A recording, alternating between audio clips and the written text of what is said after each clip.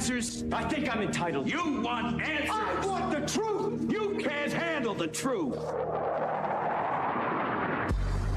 This is Larry Connors USA. Larry Connors USA.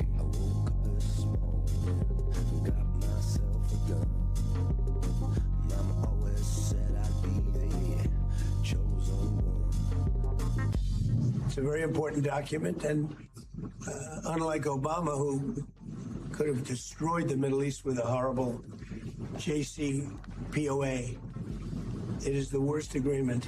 That was a road to a nuclear weapon. Mine is a wall against a nuclear weapon. We don't want another nation to go nuclear on us. We already have 9 nuclear nations.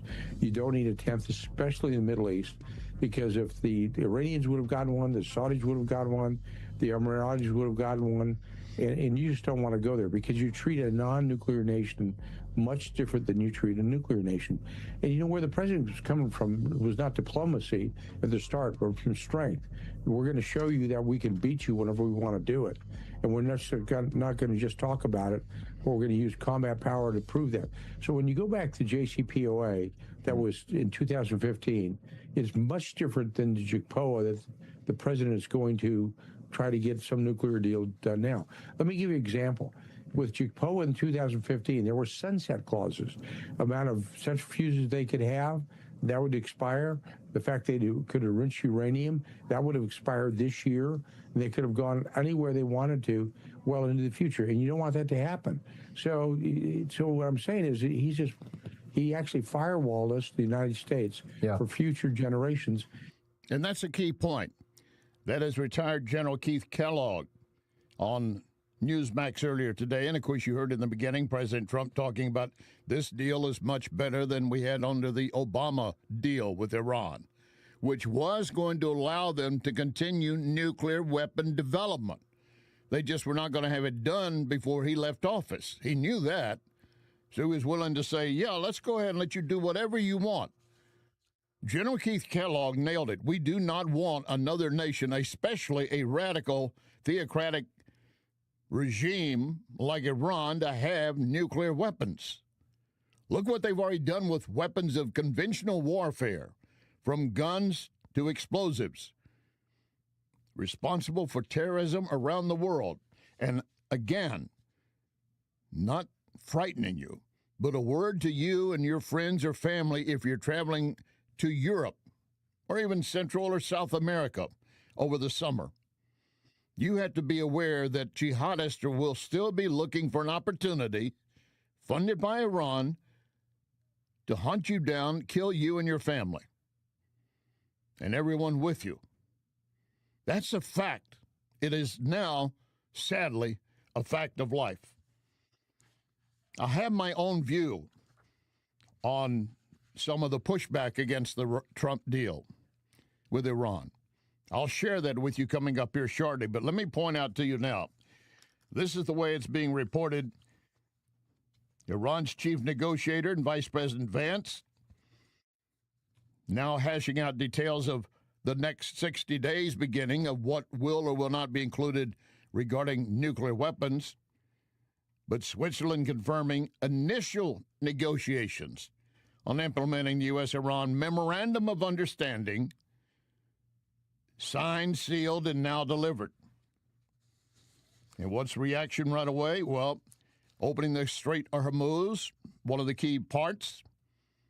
Ship tracking services report at least 3 Iranian oil tankers carrying about 5 million barrels of oil have already passed through the former blockade. Since President Trump announced Sunday, we will begin to open up the strait. We will cease the blockade. We're still in the region, still in the area. And Trump is indicating we will move out. I say do not move so far, and I say we're in the deal as it say how far out we have to move. And the reaction on the home front, and of course many are saying this is what Trump was planning all the way. All he wanted to do was get to a point where he could lower the gas prices again. Well, that's happening. According to AAA, the national average price of gasoline dropping below $4 today. And it will continue to go down once these oil shipments start. But That does not mean the conflict is over, not by a far, far way, because the jihadists want to destroy Western civilization. Welcome to hour number one, Larry Connors, USA, here June 18, 2026. And reminding you with Larry Connors, USA, we're here every Monday through Friday for you from 6 to 8 p.m.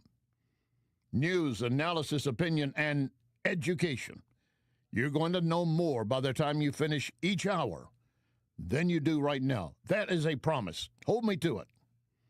In our next hour, pride in America, it's slipping away. In fact, we've got many Americans who are walking away from being proud about America.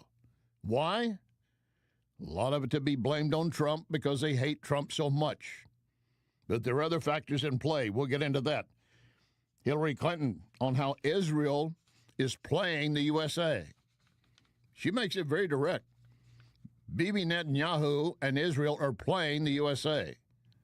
Will you agree? That's the next hour. Later this hour, hear this. Are you listening? Are you listening? Grooming children for pedophiles. It is an active and frightening event that is happening even as I speak. I'll have the evidence for you coming up shortly. And also, suddenly environmentalists are crying out, and I'll get into this in the next hour, actually. The World Cup is hazardous to our environment. Climate alarmists coming forward. The World Cup is dangerous. That in our next hour. And before we wrap this hour, the story behind the story. The first American woman in space, Sally Ride. And she had some secrets. She had some secrets that came out to the public only years after her history-making ride. Sally Ride. Now, back to the Iran deal. Trey Yingst. Earlier in the day, the president talked about this agreement, what it means, and what happens if it isn't enforced. It's a memorandum of understanding. If it doesn't get done in 60 days, that's all right. We go back to bombing. You know, I don't want to do that because it's so good. But we might have to because we're never going to let them have a nuclear weapon. But they've agreed not to, and you'll see that very clearly in the agreement. We're not putting up money. Only if they're doing things right. If they're doing things right, if people want to invest, they can invest. On Wednesday, a U.S. official read the agreement to reporters. Within the deal includes an immediate end to hostilities across the region, including in Lebanon. The final deal must be reached within 60 days with the possibility of an extension. This is related to Iran's nuclear program and the details that are yet to be discussed. The U.S. naval blockade of Iranian ports will end. The Strait of Hormuz will open, and the Iranians will receive tiered sanctions relief based on their performance and their agreements with the United States. In other words, it's a phase-by-phase event. And you underscore what Trey Yingst said, there could be extensions. MSN Now had their correspondent David Rowe on. A question was posed.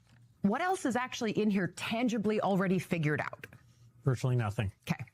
And that's why this is such a victory and a surprise, really, for Iran. And it's actually reopening the strait on Iran's terms.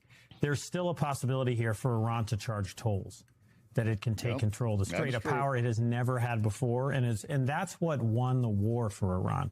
It was closing the strait. The most revealing statements, David Sanger said this in the New York Times, was Trump's statement, "I don't want to be Herbert Hoover." I had to check my history lessons. Yeah.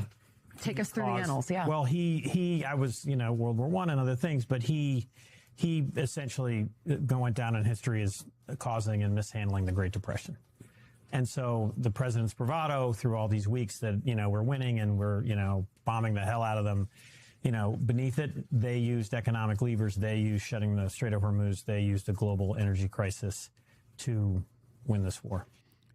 In other words, Trump backed down and accepted any deal, even a bad deal, for political victories. Keep in mind, if they close the strait, do you not believe we will go back in there and force it open again? Of course the hell we will. But I want to point out to you, Connecticut Senator Murphy, who had already said, I would take a bad deal, even a bad deal, to put an end to all of this. I have been prepared to swallow basically any deal to end the war. And my desire is still to stop this war. I knew the deal was likely going to be bad. I knew the deal was likely going to be humiliating for the United States of America. But I didn't know it was going to be this humiliating. I didn't know the deal was going to be this bad. The war needs to end, basically upon any terms. This bad. Now, a lot of details are still to be sifted through. And part of it, again, memorandum of understanding. This is the plan. This is where we're going.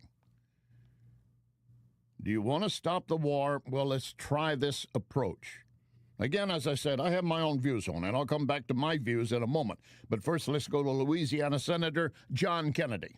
All day long, members of the media in Washington have been running around like lizards on a hot rock. What do you think about the agreement? What do you think about the deal? What if the deal says that? What if the deal doesn't do this? And I'll tell you what I told them. If you don't know, shut up. None of us have seen the document. Here's what I do know, based on what we've done and what the president and vice president have said. I know that the Strait of Hormuz is now open. The blockade on both sides has been lifted. I know that the price of oil and therefore the price of gasoline is coming down. I know that the document is conceptual, about a page and a half. It's basically a deal to make a deal. Yep.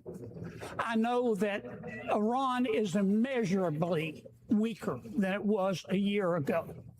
We have bombed the crap out of them. And you cannot deny that. And yet the leftists will insist, well, we have done nothing. Iran is in better shape. They're not in any better shape. Their regime, their leadership is annihilated. That does not mean they're done. And then, of course, the question for Trump about what about the forces? If you're going to pull them out of the Gulf region, are you going to do that? You're ending the blockade, but what are you doing about U.S. forces in that region? How long will you leave the U.S. military in the Gulf? It's a good question. We haven't thought of it. We're really probably a while. It's a good place to stay. I would say a little while. See how it all goes. I think it's going to go well, but we'll see. Keep them anchored in an area close by. Now, Mark Levin has issued his views and thoughts, and he is not happy with the deal. I'll make that very clear to you. I'll give you more details of that coming up in our next hour. But I want to give you my impression. In fact, I exchanged this with some fellow colleagues here at the station and others today. My view, and it's my view. You're entitled to yours. As I wrote, here's a headline on CNN as I write this. Trump's Iran agreement may be flawed, but he's getting what he wants. That is a powerful statement from the legacy media. That's what CNN said. Trump's Iran agreement may be flawed, but he's getting what he wants. Then they had the prime thing he wanted, and of course we wanted. Iran ceases nuclear weapon ambition. Good. I'm not sure what it's going to, but it's a start. And I added, I certainly don't think we can trust that will happen and be locked down over the next 60 days. But even then, we must have full and open opportunities to verify. That was the primary goal, and reopening the strait. What Trump and we really wanted was unconditional surrender. But at what price? Plus a regime change carried out by the Iranians. This could be a fracture in moving in that direction, but still a long ways to go. We're not dealing with a country to be trusted. But again, maybe this is a start. And I added, I don't want us to fully withdraw from the region. I'm sure we won't. One other point on the CNN headline. Trump's true motive, avoiding an economic catastrophe, damaging political ratings. And I added, this reality is hand in glove. We got a big slice of cake with a lot of the icing, but not all of it, and no ice cream. But so far, it is far better than what Obama left us. As I added my note to colleagues and others, okay, there's today's show. My work is done here, but not quite. Got more for you. And in fact, Governor Newsom claiming that Trump weaponized the DOJ to go after him and his wife, as if Biden did not do that against the Trump family. But even CNN corrects Newsom.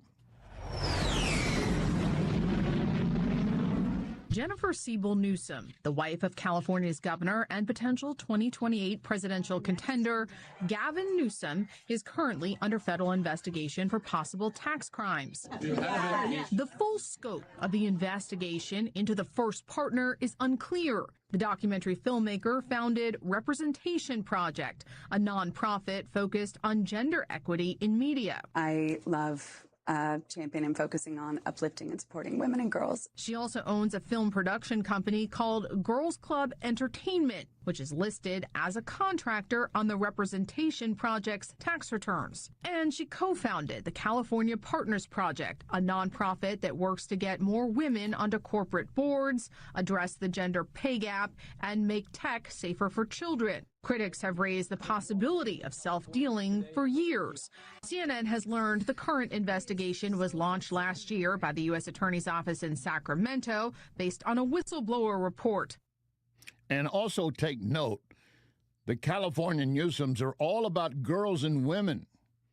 Not really, but they'll take your money if that helps get it in. Oh, give me an attitude of how the leftists are moving farther and farther left. There's a Democrat primary challenger to another Democrat in New York. She's standing behind her position that all deportation is wrong. That includes deporting illegal aliens convicted of the most heinous crimes like child abuse, murder, domestic abuse, and kidnapping. She says it's wrong to deport such people. Wacko. And again, if you believe that, you sign an agreement, let them live in your home with your children, and you be responsible for them. She's not going to do that. But that's what they want you to live with in your home and your community. Coming up, many Americans, and we know that's true, especially when it comes to some of the Hollywood elites and so forth, they no longer have pride in the USA. You want to guess which party is rejecting America? And there's an age issue at play as well. That'll be coming up. Also, the story behind the story. First American woman in space, Sally Ride. Lock and load. Ready. On the right.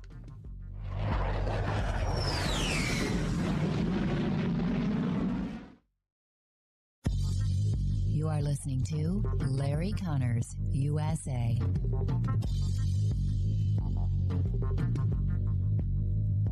Another day must be another roofer in town. And John Beal and I were talking. He said, you know, every time you turn around, there's a new roofing company. Many of them have no idea what they're doing. And the statistics show that many will be out of business within 2 to 5 years. Who are you going to call to help you then? You need to remember only one name, John Beal. John Beal Roofing. You have a problem, he can take care of it. And we'll be here for you. John Beal Roofing. Call 1-800-NEW-ROOF. 1-800-NEW-ROOF. Spring weather has everyone sneezing, even inside their home or building. Instead of saying Gesundheit, call Wellington Environmental to perform air tests to determine if mold levels are too high. Gesundheit is the same as saying bless you after someone sneezes, the German word meaning wishing you good health. Wellington Environmental can perform air testing that is simple, fast, and can identify issues keeping you from having good health. Wellington does the same for hospitals and nursing homes for indoor concerns. Give them a call. It's simple. 314-644-4930. 644-4930. Tell Cindy, I need air sampling. They've seen it all. They can help you. Next time you hear Gesundheit, think Wellington. Wellington Environmental. Be well with Wellington. True comfort is something you should feel every day in your home. It's the quiet of your mornings, the consistency of your indoor temperature, the way your home feels season after season. With Renewal by Andersen, from consultation through installation, everything is handled by one experienced team, built around your home, your schedule. Our exclusive Fibrex material, stronger than vinyl, built for extreme temperatures. And right now, you can save 20% off your entire project. Plus, take an additional $100 off every window and door, up to $1,000. 20% off the entire project. Flexible financing is available, but you need to call by April 30th. 877-WINDOWS. RenewalByAndersen.com. 877-WINDOWS. RenewalByAndersen.com. It's that time of season when families, businesses are moving. For local or long distance, I endorse McGuire Moving. Get a date set soon before the schedules are booked. 314-241-0600. 241-0600. McGuire is constantly giving back to our veterans, such as support dogs for our brave. So with McGuire, you're getting excellent service and helping our vets. McGuireMoving.com.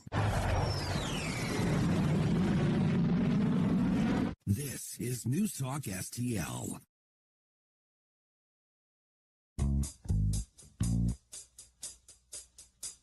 Papa was a rolling stone.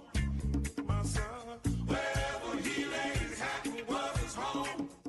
When he died, all he left was alone.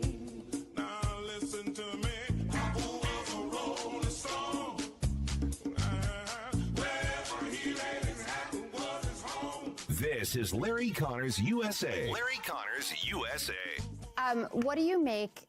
And some of it is obviously partisan, that, you know, when your party's out of power, you have, you know, less pride in the country. But what do you make of this huge drop off? So just, I don't think that's right. Why does that need to be true, that if your party's out of power, you should have less pride in your country? Like, I guarantee that when Barack Obama was president or Joe Biden was pretending to be president, that you had Republicans who still said they're proud of America. They're proud of our military. They're proud of the great people of our country. They're proud of our natural beauty. Like it says, I think 29% of Americans or of Democrats are proud of their country. I assume that includes you, even though you disagree with the present administration. So what seems to me so bizarre about this is that we've allowed a culture to develop where people feel like the country is the country's politics. And I think it's actually connected to the violent rhetoric, where if you disagree with somebody, you can justify killing them. It's really, really a bad thing. I wish Democrats, all of them, were proud of our country. We should be proud of our country. We should be proud of our country. Are we proud of everything we've done in our history? No. We have scars. We have things we have done that were atrocious. Slavery being one of the key ones, obviously. But much of what is happening now is it's Trump derangement syndrome, but it goes deeper than that. That was Vice President Vance in an interview at that point with Fox's Jessica Tarloff, claiming that when your party is out of power, you're going to have less pride in the country. He says, I don't think it should be that way. I don't either. When Joe Biden was president, I was still proud of our nation. I was proud of the USA. I was not proud of what that president was doing, nor his actions. I wasn't proud of him. But that did not diminish my pride in my nation, did it you? I got some surveys I want to run through with you. But before I do, since you're talking about pride in the USA, and a lot of those anti-American are all about open borders like Joe Biden did. Thank you, Joe Biden. One of the names now being released as to being part of the, according to the Department of Justice and the FBI, part of the attempt to bomb the White House cage match last weekend and those around watching, and to set up snipers and shoot those trying to be evacuated. According to the Department of Homeland Security, the alleged ringleader, at least one of them, an illegal alien. He was in our country illegally. Thank you, Joe Biden. He's a 31-year-old from Mexico. He's one of 5 alleged co-conspirators, accused of plotting to murder President Trump, government officials, and event attendees. The New York Post reported that earlier today. He is an illegal alien that he planned, according to the DHS, organized and directed the planned attack. You want more illegals in our country? Unvetted, unchecked? Now, the pride in our country, I want to share with you a CNN survey. This is a CNN survey. It found that 31% of Democrats have some pride in our country. They have pride in our country, or at least some pride. Only 31% of the Democrats. According to the same survey, those in the GOP have 80% of them. 80% have pride in our country. I'm disappointed that the other 20% of the GOP have no pride in our country. And I would think, again, that has to do with Trump. But there are other surveys backing up other information. An Associated Press report on a new Gallup poll, again pointing out 36% of Democrats say they're extremely or very proud to be an American. Now, the CNN survey said 31%, so it's close to the same area. But they also point out a dramatic decline in national pride involving young people. Again, according to the Associated Press, I'm reading what they say about the Gallup poll. Many, but not all Americans, have felt less of a sense of pride in their country over the past decade. The split between Democrats and Republicans, 58% points, widest since 2001. And that includes all 4 years of Republican Trump's first term. It continues. Only 4 in 10 of U.S. adults who were part of Generation Z, defined as those born between 97 and 2012, only 4 in 10 express a high level of pride in being an American. Millennials, those born between 1980 and 1996, 6 in 10 have pride in America. And if you're of the older generation, 7 in 10. So there is an age difference going on here. And according to a senior editor at Gallup, each generation is less patriotic than the prior generation. And Gen Z is definitely much lower than anyone else. And the senior editor continues, but even among the older generations, we see they're less patriotic than the ones before them. And they become less patriotic over time. And the Gallup senior editor says that's primarily driven by Democrats within those generations. Even during the years of the Iraq War, the vast majority of U.S. adults, Republican or Democrat, were extremely or very proud to be an American. At that point, 9 in 10 extremely or very proud to be an American. That remained high in the aftermath of September 11. But then it began to slip. And again, the Gallup survey editor, I said, it is not just a Trump story. Something is going on, and I think it's just younger generations coming in and not being as patriotic as older people. And to you young people listening, and you parents of those young people listening, adhere to this. Where else do you find a better country? Give me another country that's better than the USA. Why do so many want to come here even illegally? And you watch the World Cup, and as a national anthem is played for those players on the field of their country, they stand with their hand over their heart, regardless of their country. We're likely, even our pro players in various sports, standing around chewing gum, looking around, no hand on the heart. It disgusts me every single time I see it. Another recent polling showing Democrats and independents are less likely than Republicans to say expressing patriotism is important. I think it is important to express your patriotism. Of course, what you're going to hear from the left sometimes, you're being a nationalist. Nationalist in the sense that I want my country to be first. Do you expect the president and the people of Germany, France, England to declare that they want America to be ahead of them? No, of course not. And you damn sure don't get it from the China or Russia, do you?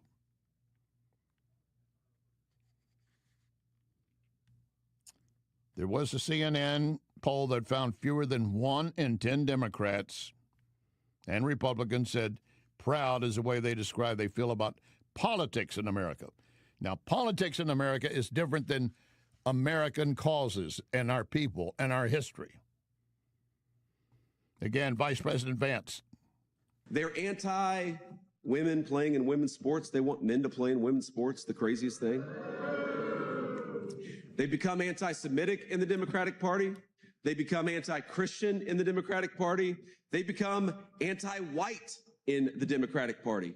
And what I love about the Republican Party is whether you're black or white, whether you're a Jew, a Christian, or a person of no faith, the thing about the Republican Party is that if you work hard, you play by the rules, and you love this country, you are welcome on our team. Yes, on our team. But to that point, Secretary of State Rubio said foreign nationals who desecrate our flag or vocalize strong support for Hamas in Palestine could face visa or green card denials, even revocations.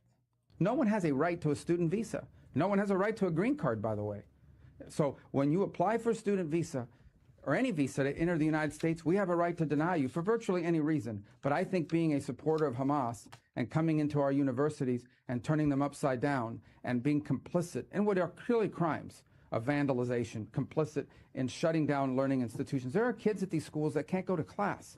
You pay all this money to these high-priced schools that are supposed to be of great esteem, and you can't even go to class. You're afraid to go to class because these lunatics are running around with covers on their face, screaming terrifying things. If you told us that's what you intended to do when you came to America, we would have never let you in. Never should have. And we would deny and reject and revoke. Oh, my God, my free speech. I thought I could come to America and have free speech. Yeah, you can have free speech. But we will revoke your visa and send you packing. Cry all you want. Cry all the way back to some Marxist communist country and see what kind of free speech you get there. I love my country. Coming up, the story behind the story. The first American woman in space, Sally Ride.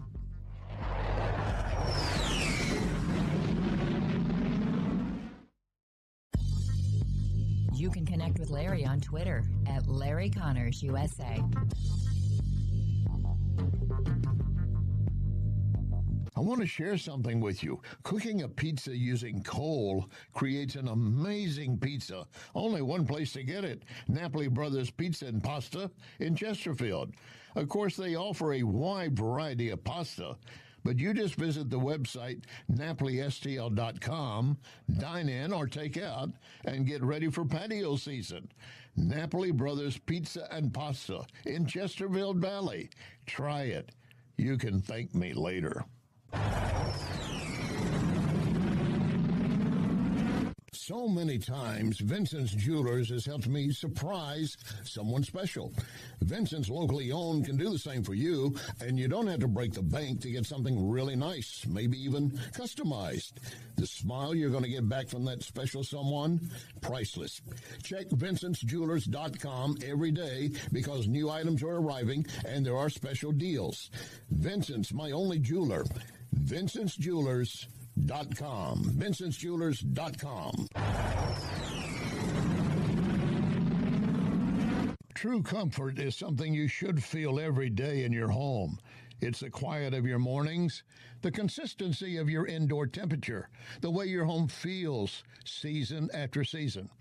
With Renewal by Andersen, from consultation through installation, everything is handled by one experienced team, built around your home, your schedule. Our exclusive Fibrex material, stronger than vinyl, built for extreme temperatures. And right now, you can save 20% off your entire project. Plus, take an additional $100 off every window and door, up to $1,000. 20% off the entire project.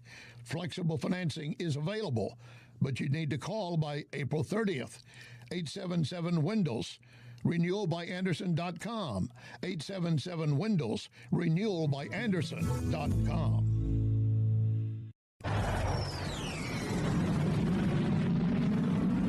When insurance companies know you're represented by Under Law, they know Under is not going to let you be pushed around. Their reputation is built on years of courtroom battles. If you suffer an injury or damage to your property, serve the insurance company notice. You have Under Law on your side, a St. Louis firm you can trust to protect you at every term. Don't settle for less. You want to win? Believe me, Under wins. Under, O-N-D-R, underlaw.com. This is News Talk STL. And I think it's gonna be a long, long time. The touchdown brings me round again to find I'm not the man they think I am at home. Oh, no, no, no. I'm a rocket man, burning out his fuse out there. This is Larry Connors USA. Larry Connors USA. Now, Larry Connors with the story behind the story. On launch day, there was so much happening around us. I spent an enormous amount of effort just trying to stay focused because it would have been way too easy to just be lost in the moment. Sally could invite 50 friends and family, so she invited her friends from Stanford, tennis friends, Jane Fonda, and she invited me. No, it was just unbelievable. I get chills now just remembering it. There were some 500,000 people who showed up at the Kennedy Space Center and the surrounding area to watch this happen. And many of them brought their daughters, little daughters, sometimes just babies. Mission Specialist Dr. Sally Ride now completing her preparations for ingress into the orbiter. Once we were inside the space shuttle, strapped in to our seats and waiting as the countdown got closer and closer to zero. My mind started wandering, and to focus it, I focused on the most mundane things. Where was my pencil? Looks like it's about, I don't know, a couple centimeters misplaced. I better move it. T-minus 10, 9, 8, 7, 6. We go for main engine start. We have main engine start.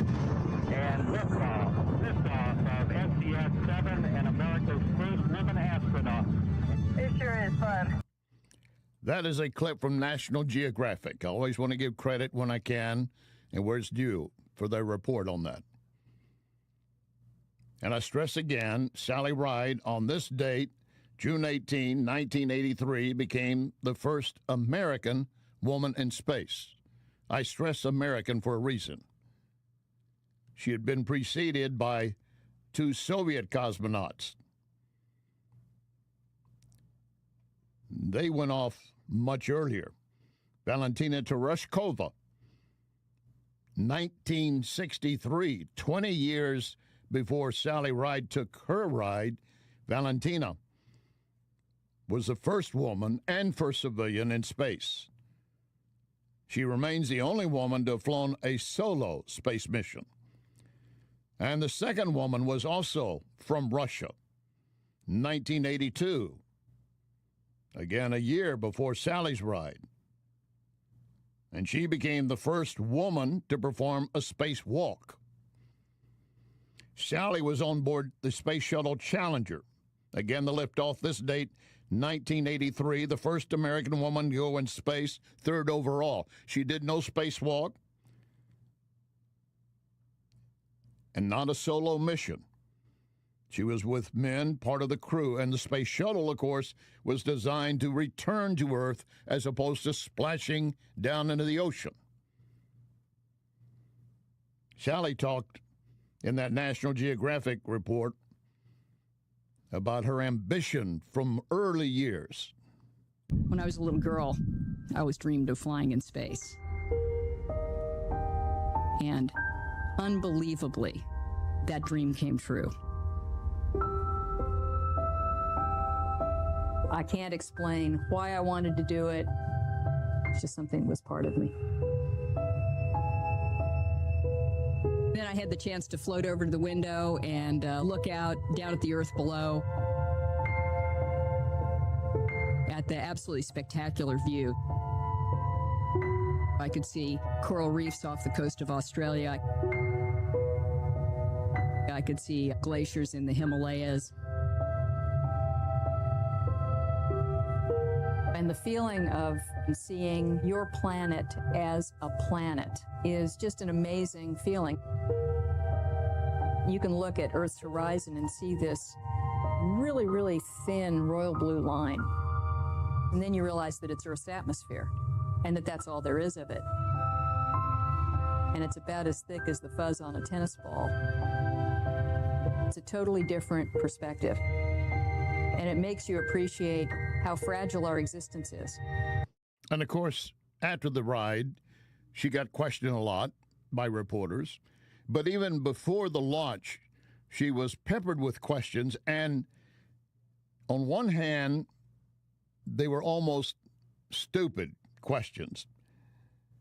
And in one particular case, Sally kind of threw a question back to one of her fellow crewmates, a male. This is Shuttle Control. Challenger entered the sensible atmosphere at approximately 400,000 feet. As the first female astronaut assigned to a space shuttle crew, Sally was the focus of intense media attention. Reporters asked questions like, "Do you weep when things go wrong on the job?" Sally stayed calm, gesturing toward her crewmate, Rick Houck, and replying, "How come nobody ever asked Rick those questions?" Sally blasted off aboard Challenger in 1983 to shatter NASA's gender barrier. She flew on Challenger again in 1984 and was training for a third mission in 1986 when Challenger exploded soon after liftoff, killing all 7 crew members. Sally was heartbroken. Still, Sally served on the presidential committee that investigated the tragedy and also on the commission that looked into the 2003 Shuttle Columbia disaster. There's something to keep in mind about Sally Ride being selected. This was not a DEI program. It was being done to, obviously, we wanted to put women in space, as the Russians had done, but we weren't just going to pick a woman just to pick a woman. You're going to have to be competent. She had, in 1977, spotted an article on the front page of the Stanford Daily about how the NASA group was recruiting many new astronauts and wanted to recruit women. So she was one of 8,000 plus applicants sending in her information before the deadline. Became one of 208 finalists, and then she was the only woman among 20 applicants in the 6th group, and all of them had various professions that they could do. They tested her, putting her in a rescue enclosure, a 36-inch ball in diameter, 36 inches, to see if she had claustrophobia. I guarantee you I would have. And eventually she was selected as one of 35 astronaut candidates in a group. 6 of those were women, still not Sally. But then she was chosen, made the flight, and now making the return to Earth. This is Shuttle Control. Challenger entered the sensible atmosphere at approximately 400,000 feet.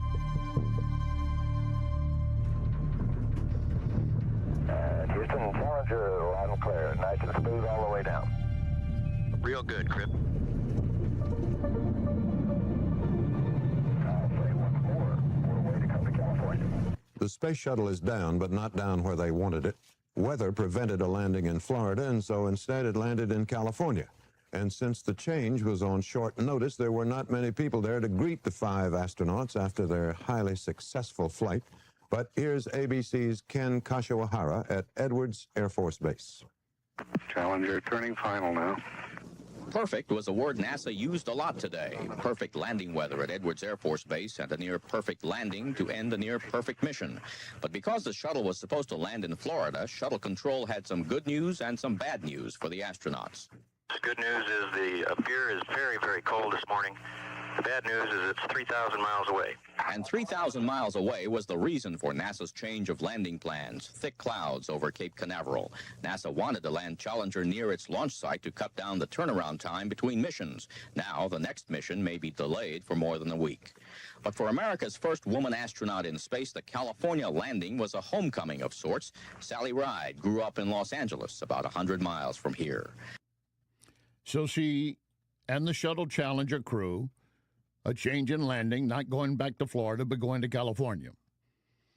The president had radioed the crew or talked to them and said, well, I was hoping you'd swing by and pick me up, and I'd meet you in Florida anyway, but you didn't stop by and pick me up on your way to California. Sally Ride had secrets, some that would have been not just embarrassing, but she felt might disqualify her. So, yes, there is more to the story behind the story. You are listening to Larry Connors, USA. Do you know why I endorse Cafe Napoli, all the locations? Visit any of them, and you will quickly appreciate the quality of food, service, atmosphere. So maybe I'll see you at Cafe Napoli in Clayton, Napoli Kirkwood, Napoli 2 in Town and Country, Napoli 3 in St. Charles, right next door to Napoli C. Or maybe you'll find me at Napoli Brothers Pizza and Pasta in the Chesterfield Valley. Now you know why I endorse Napoli, NapoliSTL.com. This is Larry Connors USA. Larry Connors USA. Now, the end of the story behind the story. All you wanna do is ride around Saturday. All you wanna do is ride around Saturday. All you wanna do is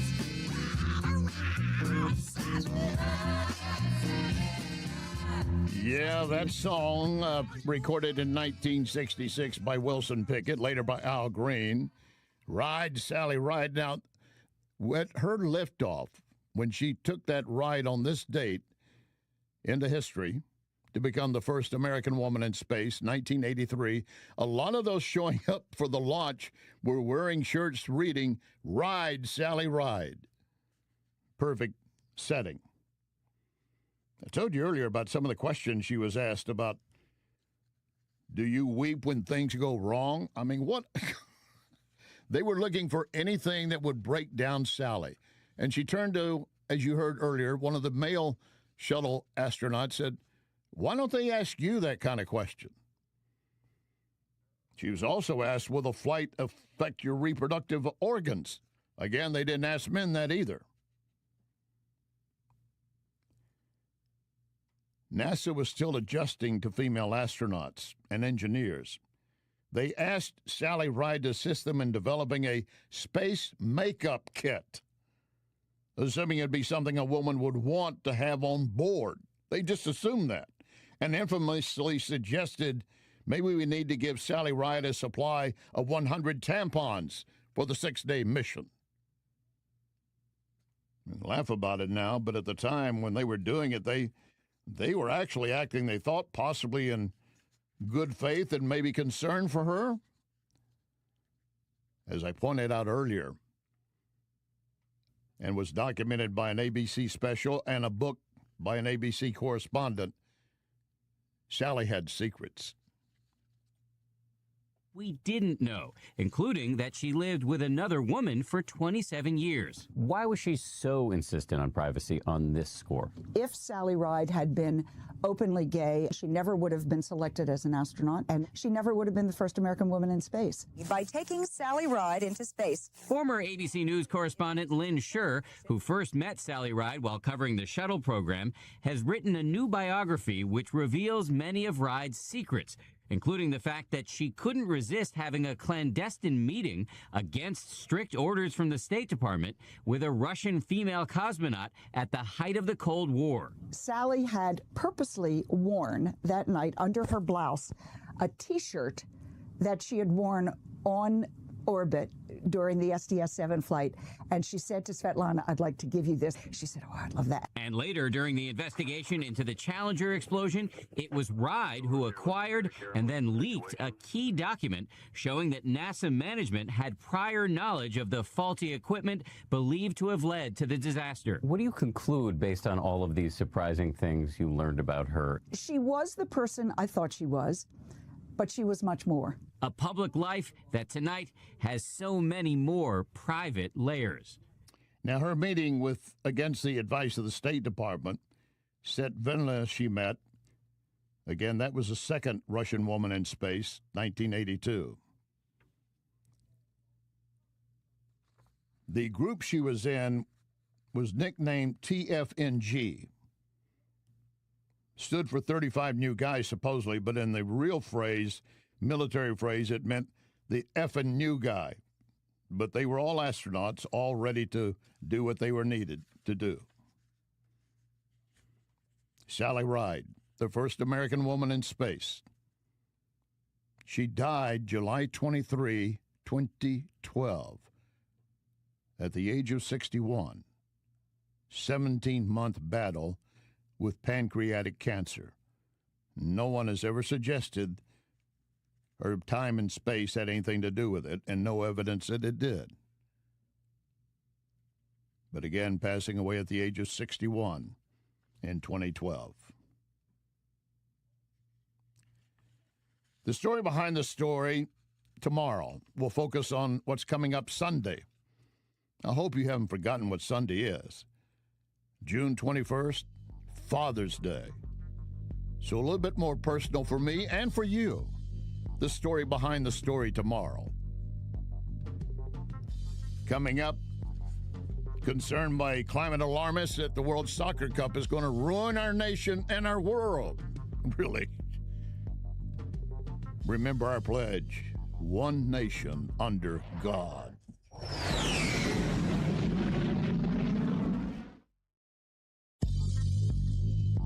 You can hear podcast of this program at Larry Connors USA Facebook. Larry Connors USA Facebook. John Bill Roofing reminds you we are in the stormy season, and that means if you have even the smallest leak in your roof, you could soon have a much bigger issue. Call the John Bill to make sure that your biggest investment is protected. That call can save you major dollars. If you do get hit during a storm, John Bill has a rapid response team. Call 1-800-NEW-ROOF. 1-800-NEW-ROOF. 1-800-NEW-ROOF, John Bill. There's only one place you can get pizza cooked over coals. Napoli Brothers Pizza and Pasta in Chesterfield Valley. Of course, Napoli Brothers has a great selection of pasta dishes. Between the pizza and pasta, trust me, you will not leave hungry. Then, a few doors down, Lit Cigar Lounge, a wide variety of quality cigars, each offering a unique smoke. That cigar, some premium whiskey, all you need to do is enjoy. Lit Cigar Lounge and Napoli Brothers Pizza and Pasta, Chesterfield Valley. It's that time of season when families, businesses are moving. For local or long distance, I endorse McGuire Moving. Get a date set soon before the schedules are booked. 314-241-0600. 241-0600. McGuire is constantly giving back to our veterans, such as support dogs for our brave. So with McGuire, you're getting excellent service and helping our vets. McGuireMoving.com. So many times, Vincent's Jewelers has helped me surprise someone special. Vincent's locally owned can do the same for you, and you don't have to break the bank to get something really nice, maybe even customized. The smile you're going to get back from that special someone, priceless. Check VincentsJewelers.com every day because new items are arriving and there are special deals. Vincent's, my only jeweler. VincentsJewelers.com. VincentsJewelers.com. Let's be candid, honest. No out-of-state law firm can represent you better than Onder Law. O-N-D-E-R. Hometown roots, attorneys living right here with you and your family. When you suffer an injury because someone else was negligent, Onder Law will make sure the other party takes full responsibility. You'll get full compensation, not a backroom deal worked out with some insurance companies. And of course, we're moving into the stormy season. And again, when you have a legitimate claim, you should be properly compensated. Onder Law does not toy around with adjusters, investigators, lawyers trained to cheat you of what is rightfully yours. Onder Law has already recovered millions for families across Missouri and Illinois. Onder wins. Not just a catchy phrase, it's a fact. So I'll repeat it. Onder wins. OnderLaw.com. O-N-D-E-R. OnderLaw.com. Wins. This is News Talk STL.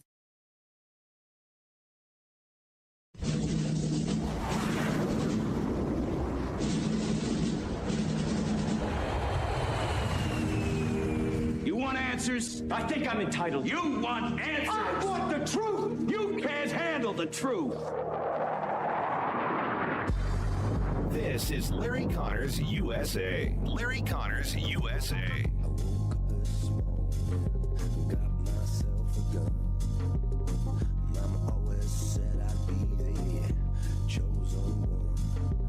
Earlier in the day, the president talked about this agreement, what it means, and what happens if it isn't enforced. It's a memorandum of understanding. If it doesn't get done in 60 days, that's all right. We go back to bombing. You know, I don't want to do that because it's so good. But we might have to because we're never going to let them have a nuclear weapon. But they've agreed not to, and you'll see that very clearly in the agreement. We're not putting up money. Only if they're doing things right. If they're doing things right, if people want to invest, they can invest. Now, again, that's President... On Wednesday, a U.S. official read the agreement to reporters. Within the deal includes an immediate end to hostilities across the region, including in Lebanon. The final deal must be reached within 60 days, with the possibility of an extension. This is related to Iran's nuclear program and the details that are yet to be discussed. The U.S. naval blockade of Iranian ports will end, the Strait of Hormuz will open, and the Iranians will receive tiered sanctions relief based on their performance and their agreements with the United States. Trey Yingst, and I apologize because I was interrupting him before he completed his report on what is inside the Memorandum of Understanding. It's basically an agreement to make an agreement when you get down to it. Many are pushing back against it. That includes Republicans that would normally be with Trump. And then you got many that are also saying, well, he only did it because he's worried about his political future, because of oil prices and other prices going up for the American people. Vice President Vance today, during a news conference, said the peace plan is already, quote, bearing real fruits for the American people. And he went directly to the issue that many are saying is a reason why Trump is getting out of this now and not going with a good deal. I have my views on the deal. I'll give you some indication, but I did it in great detail in the first hour. If you missed the first hour, remember you can always pull up a podcast of Larry Connors USA. You pull it up at NewsTalkSTL, LarryConnorsUSA.com, and Larry Connors USA Facebook. And when you do, please share it with others. Believe me, that first hour is gold. You need to share it with your family and friends. And I say, send it to your enemies as well. Send it to those with Trump derangement syndrome. See if maybe it will sway them. But Vance today announcing that 12+ million barrels of oil went through the Strait of Hormuz last night. noting that is a high since the beginning of the conflict. Announcing today he did not, but he had added what the AAA had reported, gas prices dropping below $4 a gallon for the first time since the conflict, and adds that they will continue to drop. He said on the military side for the Iranians, for a second night in a row, they did not shoot at any ships in the Strait of Hormuz. So far, they are honoring their end of the commitment, and our end is that we will withdraw the blockade and let ships pass through. And in fact, we already have. We allowed, listen to this, we allowed an Iranian ships, 3 of them, 2 very large crude carriers, each with 2 million barrels of oil, to make their way through the Gulf of Oman Wednesday, headed for destinations in Asia. Those 2 and still another ship are owned by the National Iranian Tanker Company, which was sanctioned by the U.S. Treasury Department back in October 2020, during Trump's first term, for providing income to the Islamic Revolutionary Guard Corps, a designated terrorist organization. So now we know this money will probably go back into the hands of their terrorists.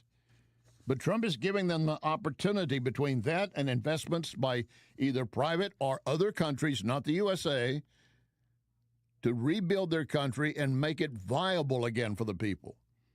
But the key is the leaders of the regime do not care about the people.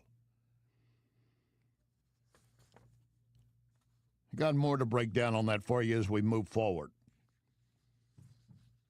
I do want to point out that Ukraine launched one of its largest drone attacks on Moscow since the Russian full-scale invasion. They struck a major refinery in the Russian capital, sending thick black smoke over parts of Moscow. The Moscow oil refinery, one of their key fuel facilities, hit overnight. The second reported strike on that site in 3 days. As it's described by one Moscow resident, this is pure hell. Ukraine is going to continue to go after Russia. And we're acknowledging, we're making note of it. We're not getting involved, but we are supplying Ukraine as needed. Welcome to second hour of Larry Connors USA. We're here every Monday through Friday for you from 6 to 8 p.m. You're going to get news, analysis, commentary, and education. And later this hour, grooming children for pedophiles. Are you listening? Are you listening? Grooming children for pedophiles? I'll have that story. And also, climate alarmists shouting the World Cup soccer is going to ruin our world and destroy our atmosphere. Kicking a soccer ball around is going to destroy our environment. Of course, their claims go deeper than just kicking a soccer ball around. I'll get into that for you before we wrap up today. Now, back to the Iran deal. There are those, even those that would side normally with Trump, are saying it's not a good deal, it's a bad deal overall. MSN Now, a leftist organization, questioning their correspondent, David Rowe. What else is actually in here tangibly already figured out? Virtually nothing. Okay. And that's why this is such a victory and a surprise, really, for Iran. And it's actually reopening the strait on Iran's terms. There's still a possibility here for Iran to charge tolls, that it can take control of the strait, a power it has never had before. And that's what won the war for Iran. It was closing the strait. The most revealing statements, David Sanger said this in the New York Times, was Trump's statement, "I don't want to be Herbert Hoover." I had to check my history lessons. Yeah. Take us through the annals, yeah. Well, I was, World War I and other things, but he essentially went down in history as causing and mishandling the Great Depression. And so the president's bravado through all these weeks that, we're winning and we're, bombing the hell out of them, beneath it, they used economic levers. They used shutting the Strait of Hormuz. They used a global energy crisis to win this war. What we really would have wanted would be Iran to sign unconditional surrender. They didn't do that. They're not going to do that because they're going to continue to be at war with us. And what David Rowe failed to mention Well, they got what they wanted by closing the strait, and they can do it again. Oh, they could do it again, and we can damn well respond, and Trump says we will. And he wants to basically play Trump as he's just a fake puppet saying that we're winning when we're really not.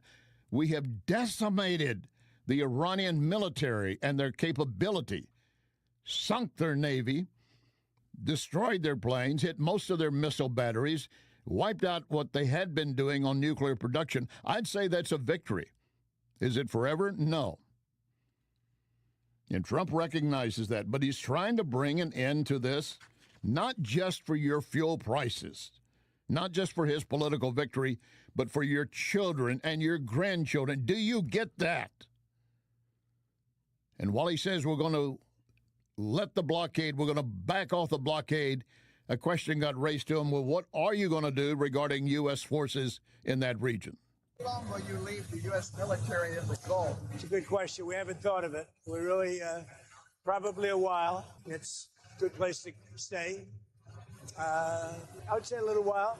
See how it all goes. I think it's going to go well, but we'll see. Now, I would disagree with what he said. Well, we hadn't thought about what would happen if we back off. Oh, there's no way they have not thought, what do we do if we back off? What's the next stage?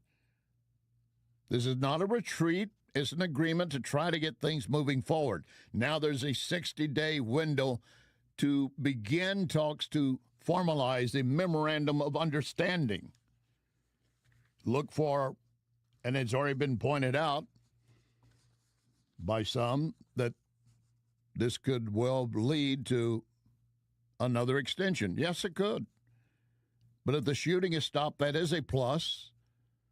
And yes, if Iran is going to continue to try to close the strait, they're going to be hit again.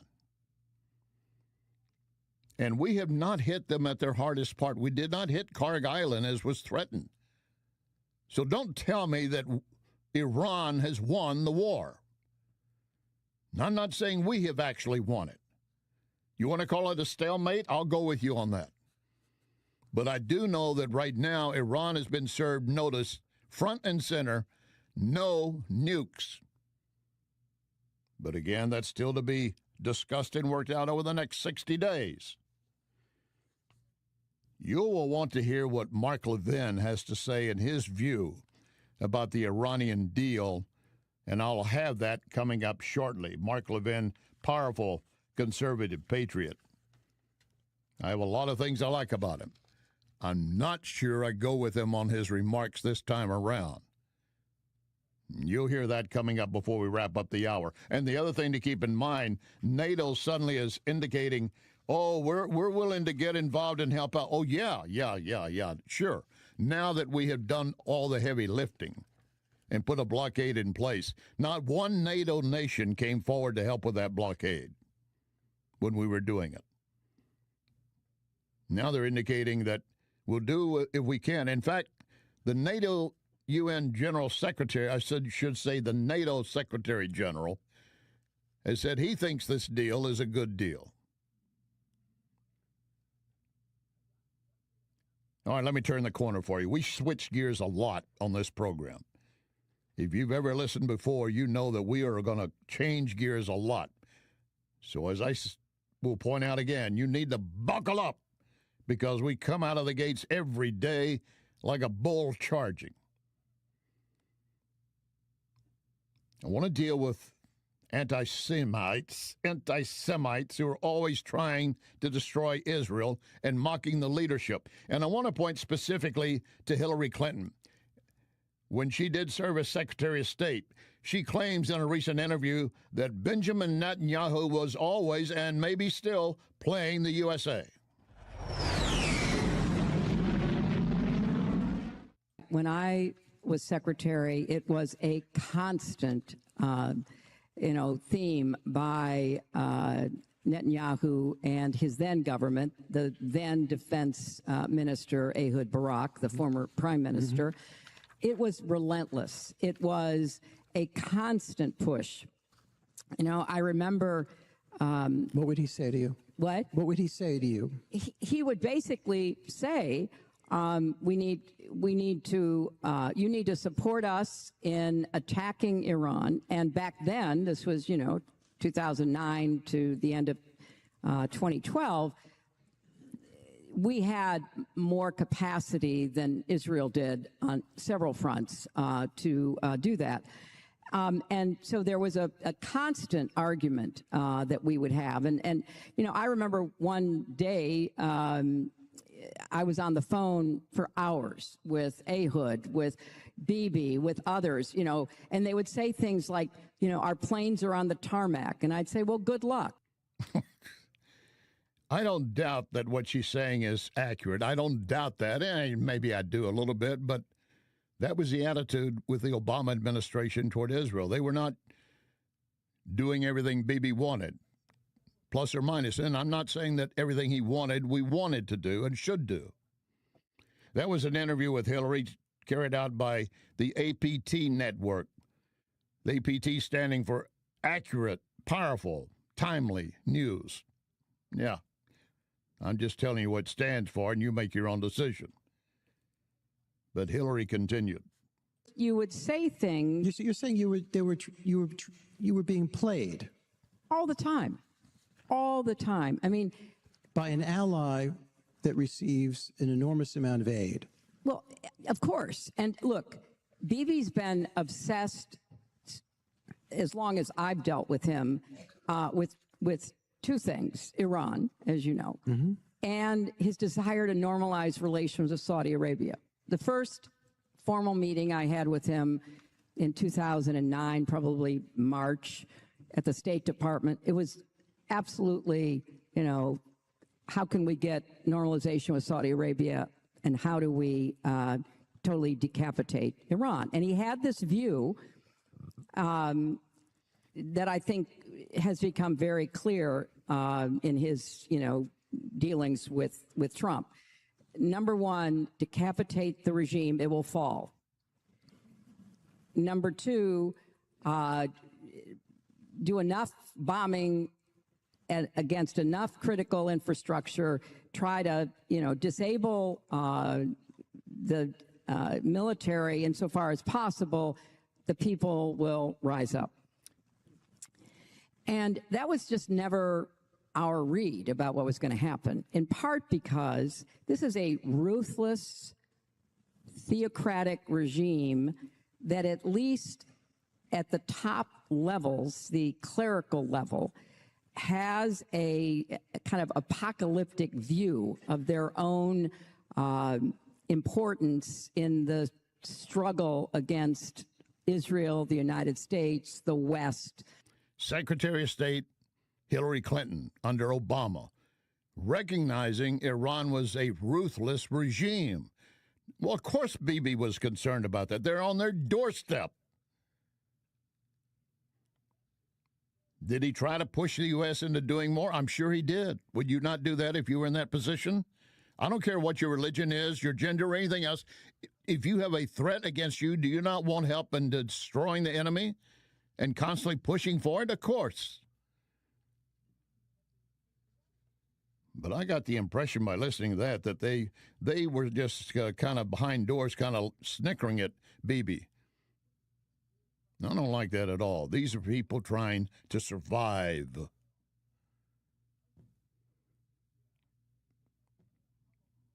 I'm not going to go along with the fact that they were playing and continue to play us. The reality is there. Iran is a ruthless terrorist threat to Israel, Jews, the world. And now we're trying to find a way to have peace. Trump showing I'm not going to be a war hawk and go after everything, which he could have, but he's trying to bring some stability back. Coming up before we wrap up the hour, more on the Iran deal, Mark Levin's take. But first, grooming children for pedophiles, documented. Lock and load, ready on the right.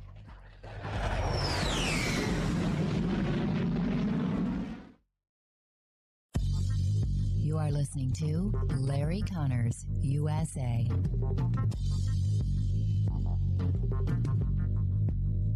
Spring weather has everyone sneezing, even inside their home or building. Instead of saying Gesundheit, call Wellington Environmental to perform air tests to determine if mold levels are too high. Gesundheit is the same as saying bless you after someone sneezes, the German word meaning wishing you good health. Wellington Environmental can perform air testing that is simple, fast, and can identify issues keeping you from having good health. Wellington does the same for hospitals and nursing homes for indoor concerns. Give them a call. It's simple. 314-644-4930. 644-4930. Tell Cindy, I need air sampling.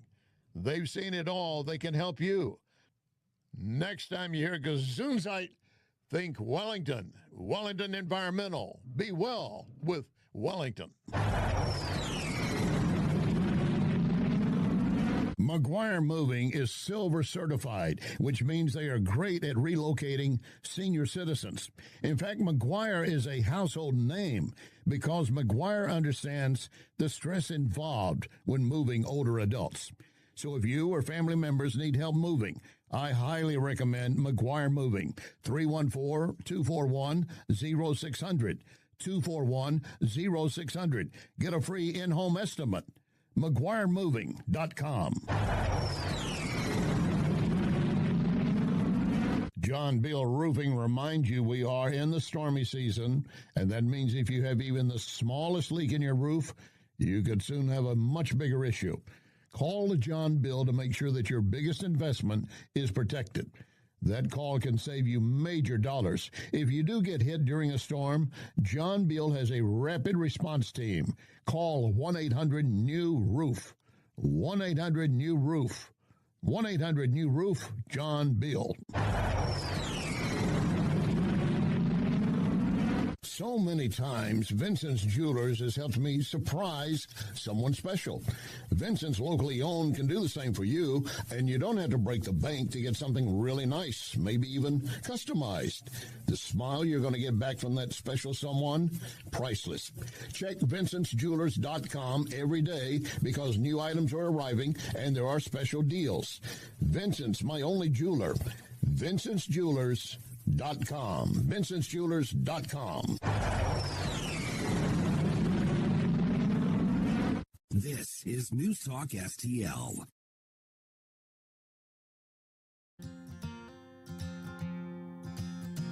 See, the ways of this world just bring you to tears. Keep the Lord in your heart and you'll have nothing to fear. Live the best that you can and don't lie and don't steal. Keep your nose on the grindstone and out of the pills. Well, Daddy, I've been trying, I just can't catch a break. There's too much in this world I can't seem to shake. This is Larry Connors USA. Larry Connors USA. So the UK's independent rape gang inquiry has released their 219-page report on the so-called grooming gangs that have been sexually exploiting girls throughout the UK for more than 70 years. And what they found is worse than the Epstein files, which is probably why you're not going to hear a whole lot about it from the media. In fact, not one single story yet on any of the major news networks, the New York Times, the Washington Post, or the Wall Street Journal. So here's what investigators found. Buckle up. They estimate at least 250,000 girls across the UK, predominantly white, have been sexually assaulted by so-called grooming gangs since the 1950s. As much as 95% of the abusers were Pakistani men, and the first-hand accounts are almost too vile to describe. Women, including young girls, have been drugged, trafficked, gang raped, tortured, and passed around like community garbage bags by Muslim men who were led into the United Kingdom and their descendants. That is shocking, shameful, disgusting, and it should break your heart. That was Brittany Hughes with the Media Research Center talking about a June 2026 UK report. This month, issued this month. Now, I'm going to sound redundant as we move through part of this segment, and I mean to sound redundant. She pointed out their report showing that 250,000 girls were suffered in rape, trafficking, and torture forced by grooming gangs upon them.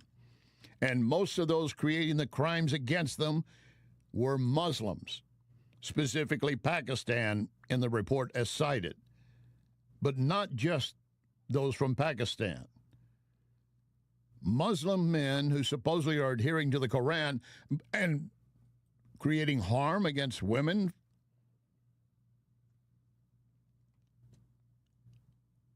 250,000. Can you stop to imagine that? What's the population of your town? What's the population if you go to Busch Stadium? Look at Busch Stadium. Let's just start there. Every seat filled with a young woman who was trafficked, tortured, raped repeatedly, sold into a den of slavery, sex slavery. Imagine that. We continue with Brittany Hughes' report. Multiple women have described being assaulted by large groups of men as part of Islamic religious rituals. The report also describes widespread efforts by British authorities and town councils to downplay, ignore, or outright cover up these crimes for fear of being called racist and Islamophobic. Authorities, including social services, consistently failed to report the race of the perpetrators or the religious motivation behind the crimes. Investigators said that in 13,000 cases, Keir Starmer, who's now the British Prime Minister, but who was formerly the Director of Public Prosecutions, reportedly dropped charges against men found to be sex trafficking girls and let them off with a warning note. Almost all of them were Pakistani Muslims. Many victims who tried to get help said they were handed birth control instead. In fact, multiple women said they were sent back to their abusers after local health and social services declined to help. One girl was found to have multiple internal injuries and STDs in her throat and genitals. She was handed back to her Muslim abuser anyway. And they gave him a note. You shouldn't do that. I don't know if they gave him a note. That's my own statement. But yeah, calling it out, you might be called Islamophobic, right? The research conducted by two groups that combined efforts to combat so-called Islamophobia, the British Future, as it's known, and the British Muslim Trust monitored so-called Islamophobia and found that 57% of those in the UK agreed with the idea that it is possible for Muslims and non-Muslims to live well together in towns and cities around the UK. They think it is possible. I think it is possible if you don't have rapist, jihadist Muslims preying upon children, especially girls. The research conducted by the British Future think tank and the British Muslim Trust of 2,000 living inside the UK found 17% strongly agree the growth in the Muslim population poses a foundational threat to the culture of the United Kingdom. Only 17% strongly agree. And this kind of number comes out, 250,000 women going back decades. A majority of those questioned, 52%, said Muslims can be just as British as white non-Muslims, according to the left-wing Guardian newspaper. Now, I'm going to accept that is true, that it can be. It can be, but is it? 19% said they do not agree Muslims born in the UK are as British as white non-Muslims. Now, that could be those they have heard enough stories that they don't trust any Muslim, and that's a shame. I have Muslim friends, and they don't fit any of the category of what we've been describing here. But I told you repeatedly, watch what happens in Europe. It'll be coming to our doorstep. Already is, in many ways. But they open their doors and let immigrants in, unvetted, unchecked. They wanted to come, but they let them come. And now they're trying to shut it down. Various European nations are in the process of doing so. And of course, Joe Biden open border policy. Many came here. Thank you, Joe Biden. Back to the focus on 250,000 young women, as reported by Media Research Center host Brittany Hughes. This is real. It's about 1 billion times bigger than the Epstein files. It is the true story of how a Western nation let demons through its gates and then turned a blind eye while their own women were passed around like a bong because they didn't want to be called racist. It's the story of how mass, unfettered migration ruins civilized nations. And it's the story of how Islam is a violent and perverse ideology that is built on the degradation of women and children. It treats its own women like breeding cattle and non-Muslim women like cheap toys who were put here by Allah to be violated. All cultures are not equal, and this one sucks, and it should be sent back to the hellhole from which it came. And everybody who is complicit in this garbage should be rotting in prison. And there's not a hell deep enough for these who violated these girls. Forecasters in Britain are predicting, with the current rate of immigration, if it continues in Britain, native white Britons are set to become a minority in their homeland by 2063. This is not some climate hoax alarmist issue. This is based on what is happening right in front of them. It's not a matter about protecting white. It's not even a matter of protecting British heritage. It is a matter of how the culture will change because of what they're allowing to happen. And in Ireland, there's an Irish armed group that is fed up with their communities allowing military-age migrants inside Ireland. To the people of Newry, Mourne and Down, we, the New Republican Movement, have watched their councillors and MLAs over the past 12 months. The level of disrespect shown to the people who put you into power, this cannot be ignored any longer. We are proud men of Ireland. We are patriots. Your policies and decision-making in regards to flooding our communities with undocumented military-aged men is not acceptable. We will not sit back any longer and watch our culture and religion destroyed by the people we put in power. Also, the sexual indoctrination of our children in schools has not went unnoticed either. The New Republican Movement will take immediate action against anyone who threatens our ways of life and the safety of our women and children. Good. That's in Ireland, taking a stance. And yet inside this nation, we have those still that want to allow migrants of any type, even felons, to not only come here but stay here. And in fact, in the New York City primary for a New York congressional position, a woman endorsed by New York City Mondami said that she is against deportation of any type. That would include deportation for illegals convicted of child sexual abuse, murder, domestic abuse, kidnapping. No. You cannot deport those people. You would be xenophobic. No, I would be protecting my children and your children. The left is hanging on to this thing, and they want to make it the mountain they want to stand on, not only here, but across the world. As I said earlier, for those participating, there is no hell deep enough where I want to put you. Coming up, more on the Iran deal.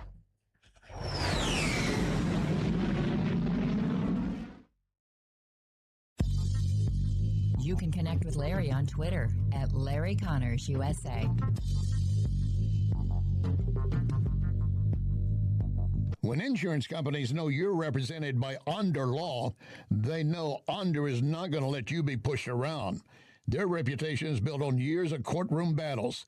If you suffer an injury or damage to your property, serve the insurance company notice. You have Under Law on your side, a St. Louis firm you can trust to protect you at every term. Don't settle for less. You want to win? Believe me, Under wins. Under, O-N-D-E-R, underlaw.com. McGuire Moving is silver certified, which means they are great at relocating senior citizens. In fact, McGuire is a household name because McGuire understands the stress involved when moving older adults. So if you or family members need help moving, I highly recommend McGuire Moving. 314-241-0600. 241-0600. Get a free in-home estimate. McGuireMoving.com. When I have business clients or guests from out of town, I often take them to Cafe Napoli. I know they're going to enjoy any of the Napoli locations. Cafe Napoli in Clayton, Napoli 2 in Town and Country, Napoli 3 in St. Charles, next to Napoli C, Napoli Kirkwood, or Napoli Brothers Pizza and Pasta in the Chesterfield Valley. Excellent food and intellectual conversation, if they bring the intellectual conversation. And NapoliSTL.com. NapoliSTL.com. You should know that when I endorse Wellington Environmental, it's because I believe and know they will do you right. Wellington takes pride in providing homeowners and businesses whatever they need. You need some dustless blasting, they will take care of that. You need some mold remediation, they can do that. They take pride in training their team to perform multiple services and having the equipment ready to get jobs finished. That's important to you. You make just one call, and you call a company that's been around for more than 35 years with more than 45 technicians in the field. Most of you know finding good workers, then having them show up on time could be difficult. Not for Wellington Environmental. They're there at the designated time, ready to go. Check them out to see what they could do for you. Dustless blasting or anything else you need. Wellington Environmental, 314-644-4930. 314-644-4930. Be well with Wellington. This is NewsTalk-STL.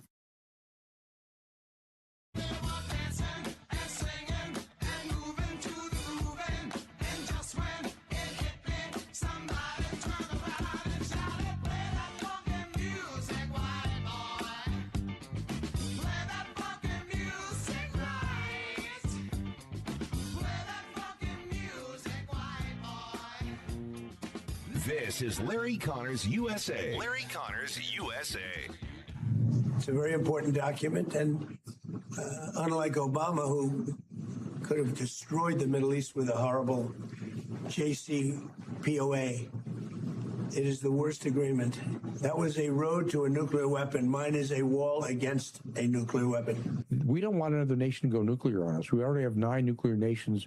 You don't need a 10th, especially in the Middle East, because if the Iranians would have gotten one, the Saudis would have gotten one, the Emiratis would have gotten one, and you just don't want to go there because you treat a non-nuclear nation much different than you treat a nuclear nation. And you know where the president was coming from was not diplomacy at the start, but from strength. We're going to show you that we can beat you whenever we want to do it. And we're not going to just talk about it, but we're going to use combat power to prove that. So when you go back to JCPOA, that was in 2015, it's much different than the JCPOA that the president is going to try to get some nuclear deal done now. Let me give you an example. With JCPOA in 2015, there were sunset clauses, amount of centrifuges they could have, that would expire. The fact they could enrich uranium, that would have expired this year, and they could have gone anywhere they wanted to well into the future, and you don't want that to happen. So what I'm saying is he actually firewalled us, the United States, for future generations. That is retired General Keith Kellogg talking about on Newsmax about the Iran deal, saying he has firewalled us and future generations because all the stuff that was part of the Obama-Iran deal was sunsetting, and yes, they were going to be able to continue to develop nuclear weapons. And yet today in the news conference, as Vice President Vance is going through it with reporters, he had to make a response because someone asked, are you concerned that Trump will make you the fall guy on Iran when it does not work out? Vance answers, not at all. The very fact that raised such a question.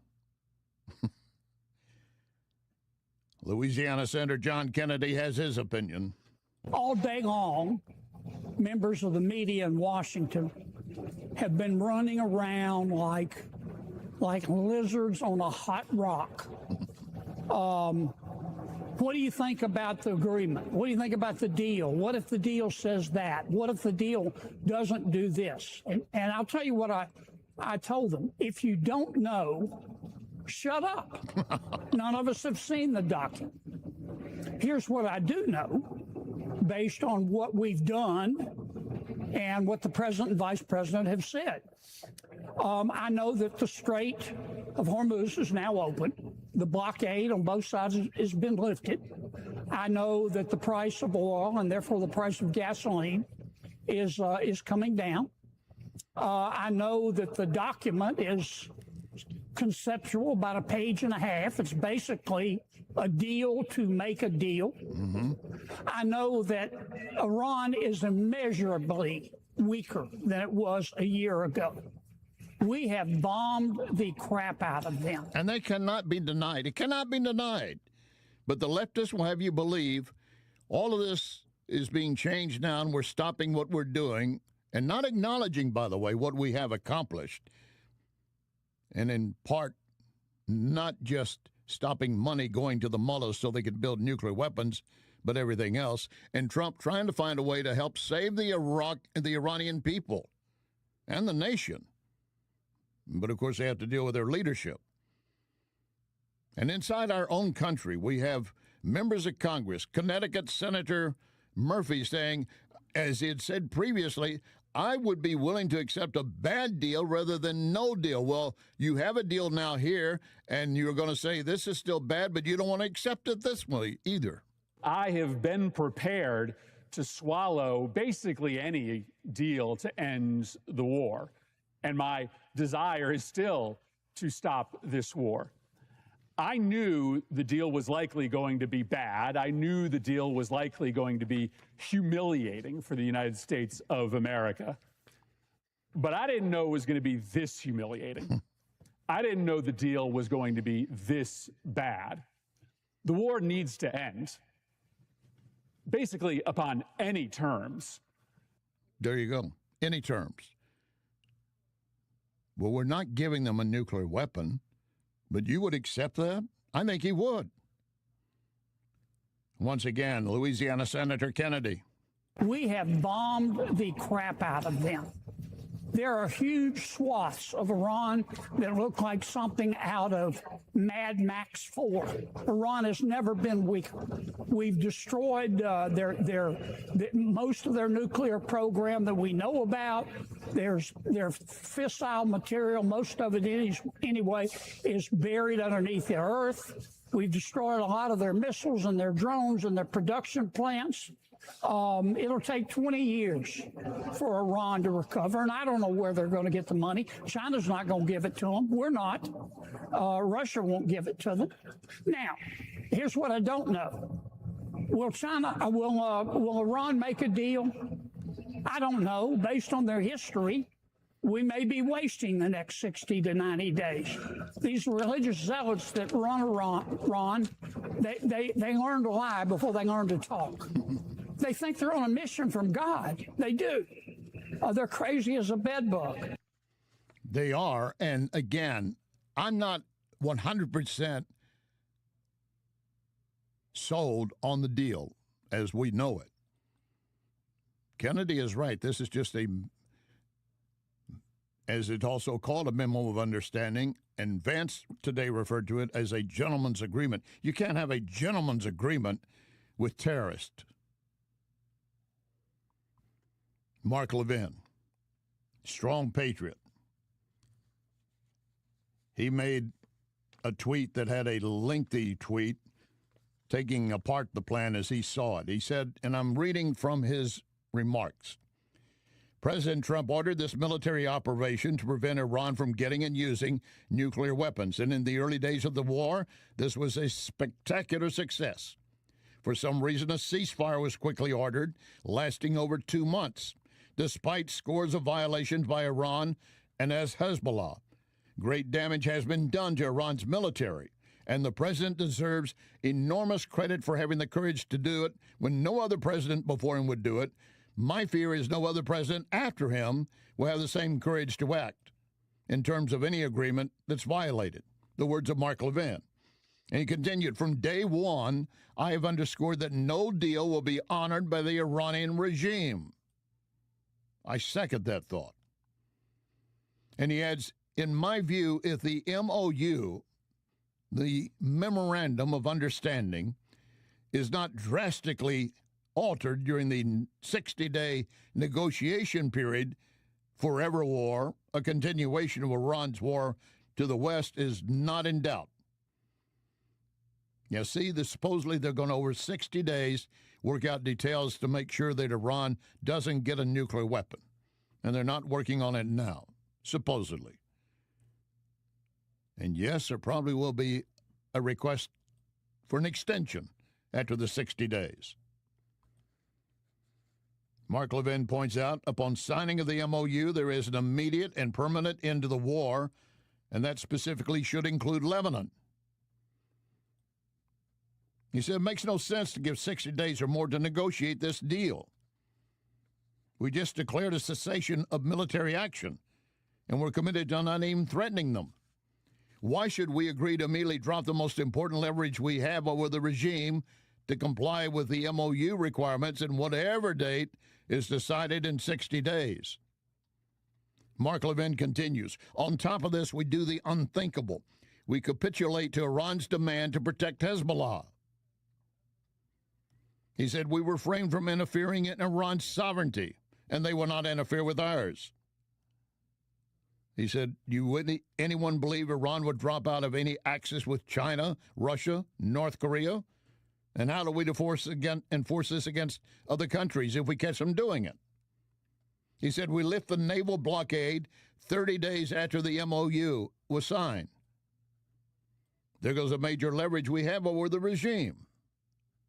We can always send our forces back, but in all likelihood, we would not. Those are the words of Mark Levin.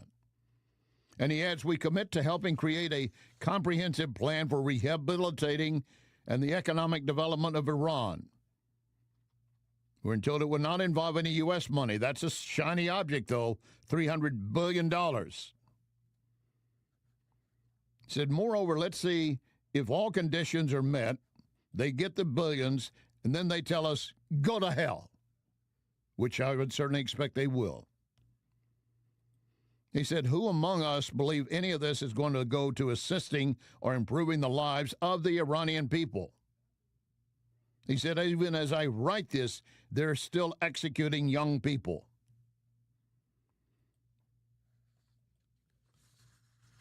Mark Levin says, get this, we commit as a nation to not only lifting all sanctions we have on the regime, but helping lift other sanctions, including those by the United Nations, the International Atomic Energy Agency, I should say.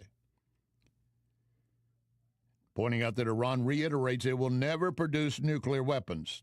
That's what they say. Levin continues, we agree not to strengthen our forces in the region pending a final agreement. He said, as I go through these points, I keep shaking my head. With the signing of the MOU, we agree immediately to issue waivers of exports of Iranian crude oil and release frozen restricted funds. And then he adds, what's not in this agreement? Not a word about ballistic missiles, the most destructive weapon they currently have and have used. Not a word about promoting, funding terrorist groups and stopping them from doing it. Not a word about the Iranian people we promised to help. Not a word about the regime paying reparations to our country, Israel or others. And he concludes by saying, again, during the next 60 days, this MOU, Memorandum of Understanding, requires serious changes, if not outright abandonment. I will agree with him on almost all those points. But I do say it's a start. We will see how they react as the oil begins to flow and what they're doing with it, and if other countries come to their aid to give them $300 billion and how that's spent. We will see what they do to help their people. And I'm not for we are stopping the blockade, but I'm not for us pulling our forces completely out of the region. Our naval blockade, back off, not blocking ships, but stay ready, on the alert, lock and load. Coming up, the climate alarmists say the World Cup is going to possibly destroy Earth. And then in California, they want to give kids, minors, the rights to divorce their parents. But before that, Elon Musk, obviously a great visionary. He can make a lot of things happen. And it's not just a fantasy with Musk. That's what SpaceX is all about.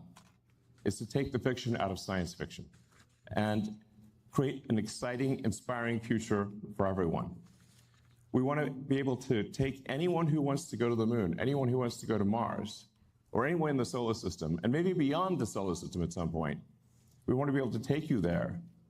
Not just a few astronauts. I mean you, literally you. If you watch, whoever you are watching this, SpaceX wants to be able to take you to the moon, take you to Mars, and ultimately beyond.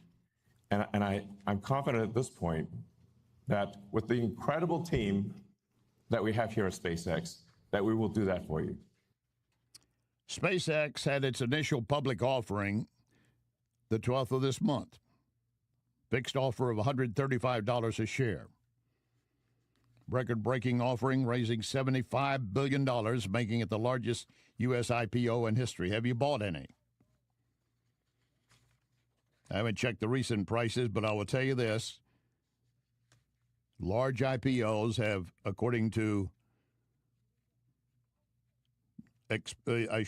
financial experts, have historically underperformed during their first year on the market.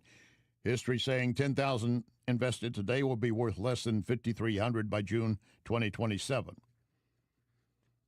But I still think, and I'm saying this not as a financial advisor, I think if you can get a few shares, I don't consider it a gamble. Tesla, which Musk started, now selling at $400 a share. I would bet on Musk on this case. In the meantime, I mentioned the World Cup. FIFA is aware that extreme heat and humidity could affect the World Cup.